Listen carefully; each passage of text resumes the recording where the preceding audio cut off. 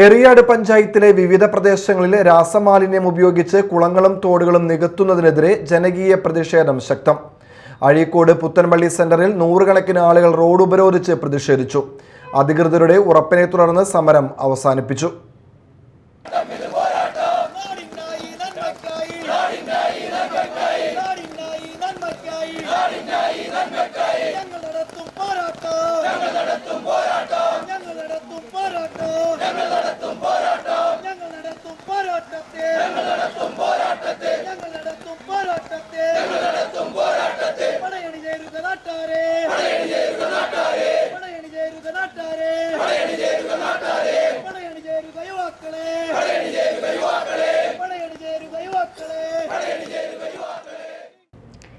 എറിയാട് പഞ്ചായത്തിലെ വിവിധ പ്രദേശങ്ങളിൽ രാസമാലിന്യം ഉപയോഗിച്ച് കുളങ്ങളും തോടുകളും നികത്തുന്നതിനെതിരെയാണ് ജനകീയ പ്രതിഷേധം ശക്തമായത്. അഴീക്കോട് മേഖലയിലെ 18-19 വാർഡുകളിലെ പ്രദേശവാസികൾ ചേർന്നാണ് സമരസമിതി രൂപീകരിച്ച് പ്രതിഷേധം ആരംഭിച്ചത്.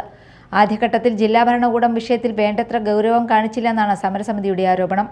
ഇതോടെയാണ് പ്രത്യക്ഷ സമരത്തിലേക്ക് കടക്കാൻ തീരുമാനിച്ചത്. തുടർന്ന് അഴീക്കോട് പുത്തൻപള്ളി സെന്റർ കേന്ദ്രീകരിച്ച് റോഡ് ഉപരോധ സമരം സംഘടിപ്പിച്ചു. മഴയിലും സ്ത്രീകൾ ഉൾപ്പെടെ നൂറുകണക്കിന് ആളുകൾ റോഡിൽ കുത്തിയിരുന്ന് പ്രതിഷേധിച്ചു. കയ്പമംഗലം MLA KK വത്സരാജ് സമരം ഉദ്ഘാടനം ചെയ്തു. ജനതയ്ക്ക് ഗുരുതരമായ ആഘാതങ്ങൾ ഏൽപ്പിക്കാൻ കഴിയുന്നതുമായ വിഷമാലിന്യം അടങ്ങിയ മണ്ണ് ഇവിടുത്തെ ഭൂമിയിൽ അടിക്കുന്നതുമായി ബന്ധപ്പെട്ട് നികത്തുന്നതുമായി ബന്ധപ്പെട്ട് ഉയർന്നു വന്ന ജനങ്ങളുടെ ആശങ്കയും പ്രതിഷേധവുമാണ് ഇത്തരത്തിലുള്ള ഒരു സമരത്തിലേക്ക് നമ്മളെ നയിച്ചത് എന്ന് എല്ലാവർക്കും അറിയാം.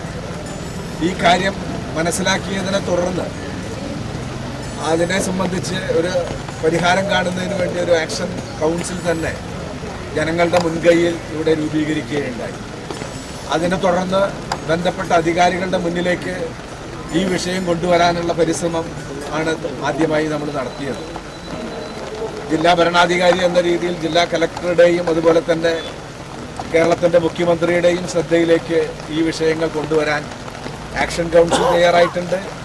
ജനപ്രതിനിധി എന്ന രീതിയിൽ ഞാനും ഇവിടുത്തെ പഞ്ചായത്ത് ഉൾപ്പെടെ എല്ലാ സംവിധാനങ്ങളും അതിനാവശ്യമായിട്ടുള്ള പ്രവർത്തനത്തിലേക്ക് കടന്നു. എറിയാട് ഗ്രാമപഞ്ചായത്ത് പ്രസിഡന്റ് KP രാജൻ അധ്യക്ഷത വഹിച്ചു.